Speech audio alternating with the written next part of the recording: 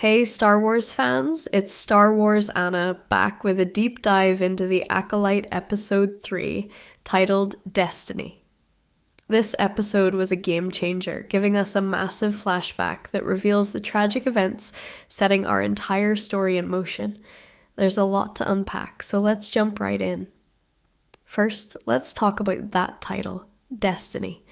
It's a direct reference to the thread of destiny concept, which ties back to the Night Sisters we saw in the Ahsoka series. This episode strongly hints that our twins' coven might be descended from the Night Sisters, though they're not directly related. It's an interesting connection that expands the Star Wars lore in new ways. The episode kicks off 16 years in the past on the planet Brenada, the twins' homeworld. We open with a beautifully crafted scene that contrasts May and Osha's personalities. Osha is sitting under the Bunta tree, craving independence and solitude, while May can't stand to be apart from her sister. This scene does a fantastic job of setting up their dynamic. Osha yearning for freedom and exploration, May clinging to what she knows. We also get our first glimpse of how the twins approach the Force differently. Osha uses the Force to grab a flying creature but quickly releases it, accompanied by hopeful music. May, on the other hand, grabs it more aggressively and seems ready to harm it until Osha intervenes. It's a subtle but effective way of showing Osha's light side leanings and May's darker tendencies. The episode introduces us to their coven, led by Mother Anastasia, who we learn is the twins' biological mother. There are intriguing hints dropped about the twins' conception involving some unusual Force practices. While it's not quite an Anakin Skywalker Immaculate Conception situation, it seems the Coven used dark side Force energy to influence the twins' creation. This could potentially tie into Darth Plagueis' later experiments with midichlorians, adding a layer of connective tissue to the larger Star Wars saga. We learn about the Coven's ascension ceremony, their rite of passage into adulthood. The ceremony is steeped in symbolism, with multiple references to the thread of destiny that binds the twins. This could be foreshadowing the twins potentially combining their powers in the present day. Definitely something to keep an eye on as the series progresses. The arrival of the Jedi on Brenada is a pivotal moment. We learn that they're there because they've heard about the Coven training children in the Force. This reveals a lot about the Jedi Order's stance on non-Jedi Force users during this era. It's not that they see the Coven as Sith, but they're wary of any Force use outside their control, especially when it involves children. We finally get to see the 4 Jedi that May is hunting in the present day, including a younger Torben, played by Charles Dean Chapman, who you might recognize as Tommen from Game of Thrones. The Jedi's main issue isn't with the Coven's Force practices per se, but with their training of children.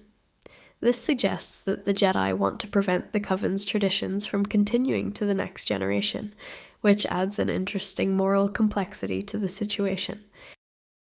There's a great scene where Osha takes a midichlorian test, cleverly outsmarting the Jedi by intentionally getting all the answers wrong, then revealing she knew the correct answers all along.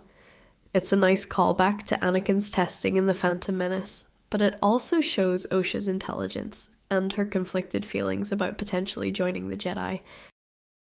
The tragic climax of the episode unfolds with May starting the fire that destroys their home. However, there are hints that more happened than what we see on screen. It seems there was a battle between the Jedi and the Coven that we don't fully witness. This sets up one of the central mysteries of the series.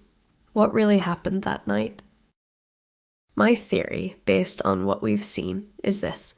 May did indeed start the fire, but she's not responsible for the Coven's death. It seems likely that the Jedi engaged in a fight with the witches, resulting in their deaths, and then covered it up by blaming it all on the fire.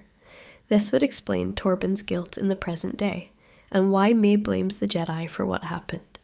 This theory is supported by a few key details.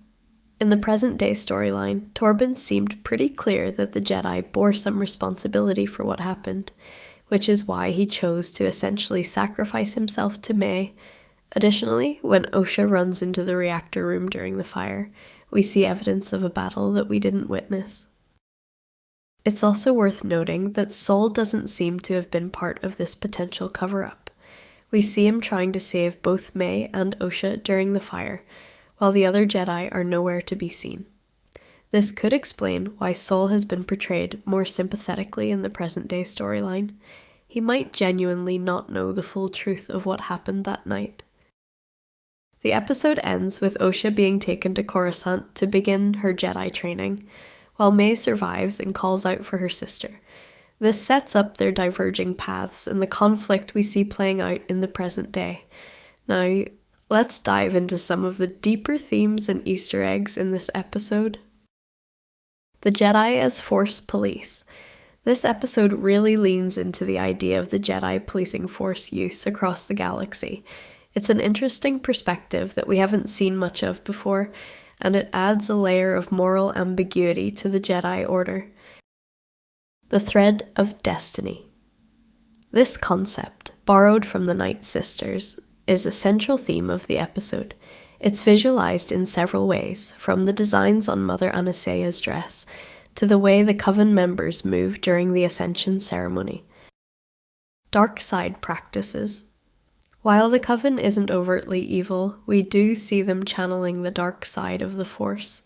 This blurring of lines between light and dark is a recurring theme in newer Star Wars content. The rare appearance of paper. There's a funny Easter egg where we see actual paper being used to start the fire. Paper has been incredibly rare in Star Wars media, only really appearing since The Last Jedi introduced the concept of physical Jedi texts. Midichlorian testing. The scene where Osha takes the Jedi test is a clear callback to Anakin's testing in The Phantom Menace. It's a nice bit of connective tissue to the prequel era. Looking ahead, there are several questions and theories to consider. How did May eventually meet the Sith Master? We see her survive at the end of the episode, but there's clearly more to her story. Will we see the twins combine their powers in the present day, as the thread of destiny concept seems to be hinting at? How does this coven tie into the larger history of Force users in the galaxy, particularly the Night Sisters? The Acolyte is shaping up to be a crucial piece of Star Wars lore, filling in the gaps about how the Sith began their return to power, and setting the stage for the events of the Phantom Menace and beyond. It's giving us a deeper look at the High Republic era, expanding on what we've seen in the novels and comics. This episode, in particular, does a fantastic job of adding nuance to the conflict between the Jedi and other Force-using groups. It's not as simple as light versus dark. There are shades of grey on both sides. The Jedi's actions, while perhaps well-intentioned, come across as somewhat authoritarian. Meanwhile, the Coven, while not evil, is clearly dabbling in potentially dangerous Force practices. As we move forward in the series, it'll be interesting to see how these themes develop. Will we see May continue down her path of revenge, or will she eventually realize the full truth of what happened? Will Osha's faith in the Jedi be shaken if she learns about their potential role in her Coven's destruction? What do you think, Star Wars fans? Do you see both sides of this conflict, or do you think one side is clearly in the right? Let me know your thoughts and theories in the comments below. Don't forget to like and subscribe for more in-depth Star Wars content. We'll be breaking down each episode of The Acolyte as it airs, so make sure you're subscribed so you don't miss out. May the Force be with you.